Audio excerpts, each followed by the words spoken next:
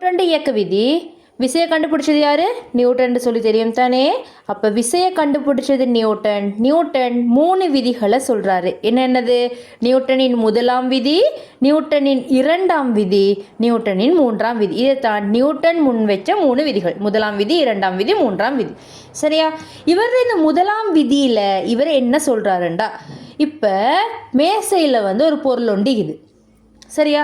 நாங்கள் இதுக்கு எந்த ஒரு சமப்படுத்துகிற விசையும் கொடுக்காட்டி இந்த பொருளை என்ன செய்யும்? நாங்கள் எந்த ஒரு விசையும் கொடுக்காட்டி இந்த பொருள் என்ன செய்யும்? தொடர்ந்து ஓய்வுலையே இருந்து கொண்டு இருக்கும். அசையுமா? நாங்கள் எதுவுமே செய்யலை, அப்போ அதை பாட்டுக்கு பேசாமல் ஓய்வில் இருக்கும். அதே மாதிரி இப்போ இந்த பாக்ஸ் போயிட்டு கொண்டிக்குது, இல்லாட்டி ஒரு கார் போயிட்டு கொண்டிக்குது.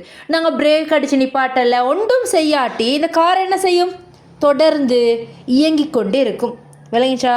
அப்போ நியூட்டன் முதலாவது விதியில் என்ன சொல்லப்படுதுன்னு சொன்னால், நாங்கள் அப்படி சமப்படுத்துகிற ஒரு விசை ஒன்றை கொடுக்காட்டி இயங்கிட்டு இருக்கிறது தொடர்ந்து இயங்கிட்டு இருக்கும், ஓய்வில் இருக்கிறது தொடர்ந்து என்ன செய்யும்? ஓய்வுலையே இருக்கும்னு சொல்கிறாங்க. சரியா? இதில் நியூட்டன் முதலாவது விதியில் நான் பேசுகிறது கேட்குது தானே? நான் பேசுறது கேட்குது தானே? போர்டு வந்திக்குது எல்லாருக்கும்? ஓகே. கொஞ்சம் விட்டு விட்டு வருது. ஸ்ட்ரக் ஆகி வருதா? இப்போ ஓகேவா? இப்போ கேட்குது? ஓகே, சரி தானே. அப்போ நியூட்டன் முதலாவது விதியில் என்ன சொல்லப்படுதுன்னு சொன்னால், ஒரு பொருளொன்று ஓய்வில் இருந்தால் நாங்கள் எந்த ஒரு விசையும் கொடுக்காட்டி அதை தொடர்ந்து ஓய்வில் இருக்கும். ஒரு பொருளொன்று போயிட்டு கொண்டு இயங்கி கொண்டு இருந்தால் நாங்கள் எந்த ஒரு விசையும் கொடுக்காட்டி அது தொடர்ந்து என்ன செய்யும்? இயங்கி கொண்டே இருக்கும். இதுதான் 1வது விதி.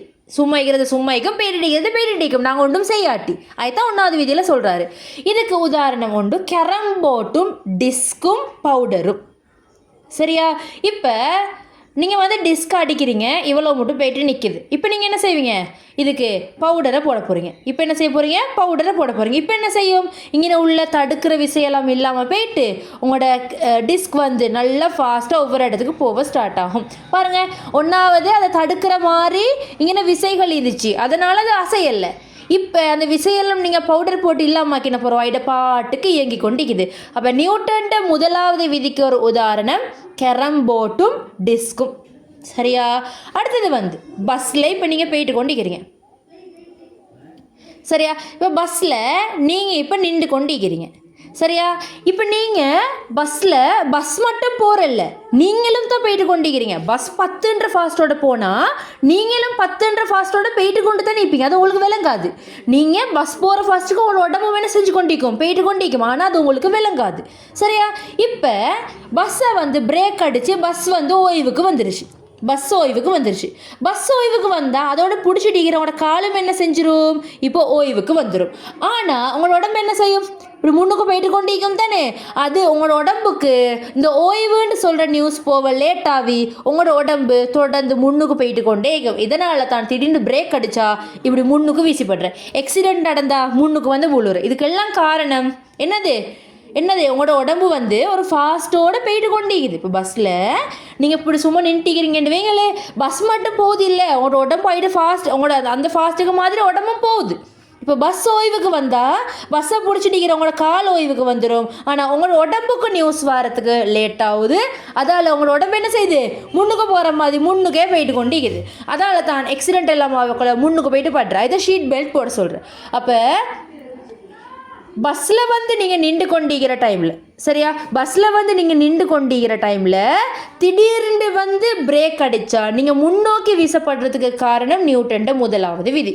அடுத்தது ஷீட் பெல்ட் போடுறதும் நியூட்டன் முதலாவது விதி. சரியா? அடுத்தது இப்போ நீங்கள் யோசிச்சு பாருங்கள், ட்ரெயினில் நீங்கள் உட்காந்துக்கிறீங்க, இல்லாட்டி பஸ்ஸில் உட்காந்துக்கிறீங்க, பஸ்ஸை நிப்பாட்டிக்கு ட்ரெயினை நிப்பாட்டிக்குது. சரியா? திடீர்னு இது ஸ்டார்ட் ஆக்குறாங்க.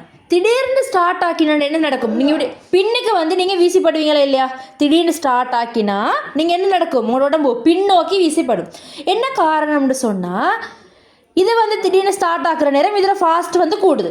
இப்போ என்ன நடக்குது? அதோட பிடிச்சிருக்கிற உங்களோட கால்கிட்ட ஃபாஸ்ட்டும் கூடுது. ஆனால் உங்களோட உடம்புக்கு அந்த ஃபாஸ்ட்டுன்ற நியூஸ் போகிறதுக்கு லேட் ஆகுது. உங்களோட உடம்பு பேசாமல் நேரத்தோட இந்த மாதிரி இது கொண்டிக்குது. அதனால தான் உடம்பு மட்டும் இப்படி பின்னோக்கி போகிற, விளங்கிச்சா? உடம்பு பின்னோக்கி போகிறதுக்கான காரணம் இது தான். சரியா?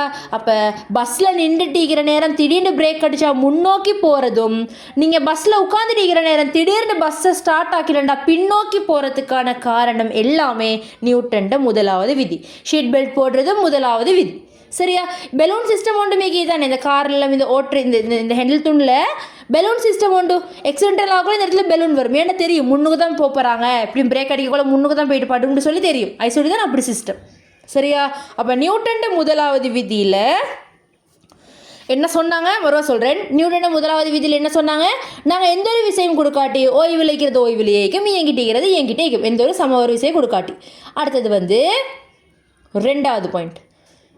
இதுக்கான உதாரணம் கேரம்போர்ட், டிஸ்க், பவுடர். இது வந்து ஒரு உதாரணம். வேற என்ன உதாரணம் சொல்லிடும்?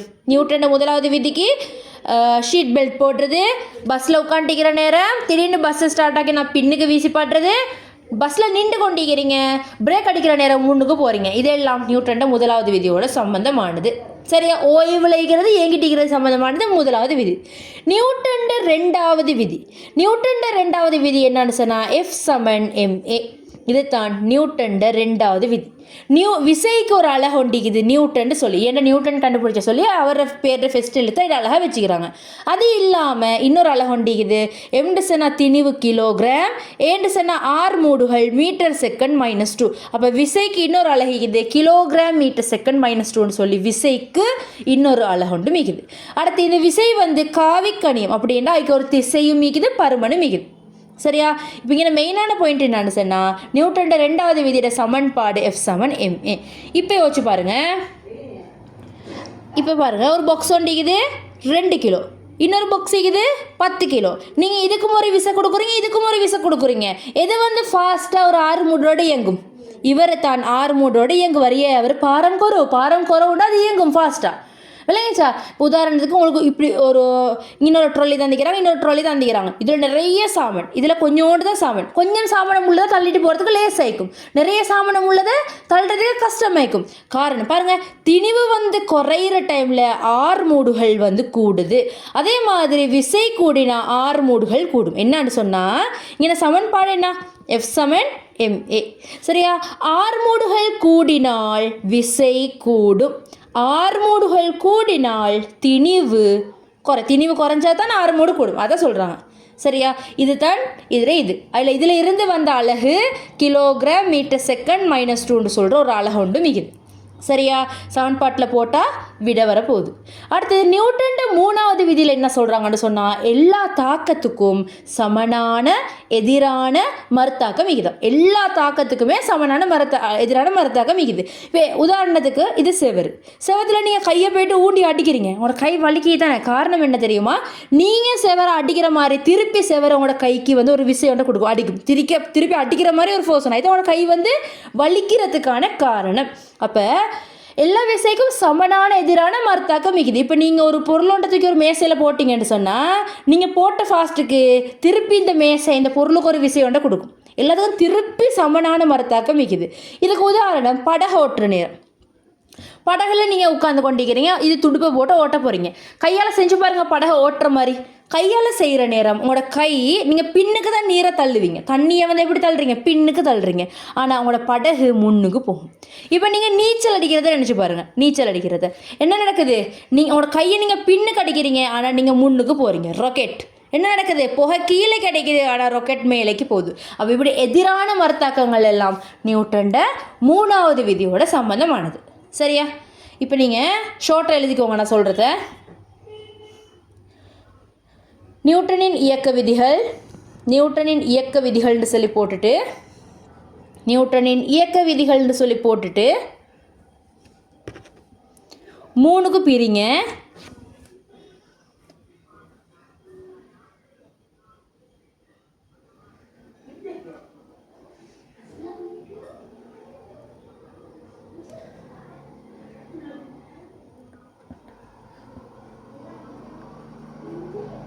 சரியா? நியூட்டன்ட முதலாம் விதி, இரண்டாம் விதி, மூன்றாம் விதின்னு எழுதிக்கோங்க.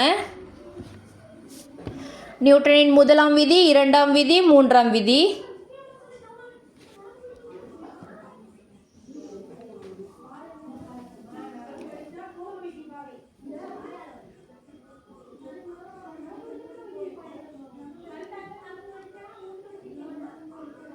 சரியா? நியூட்டன் முதலாம் விதியில் கீழே எழுதுங்க.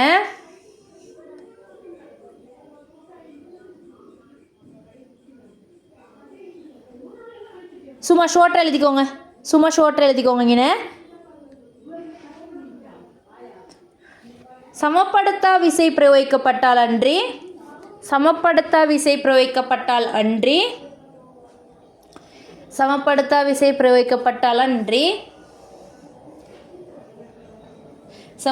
விசை பிரயோகிக்கப்பட்டால் அன்றி ஓய்வில் இருக்கும் பொருள்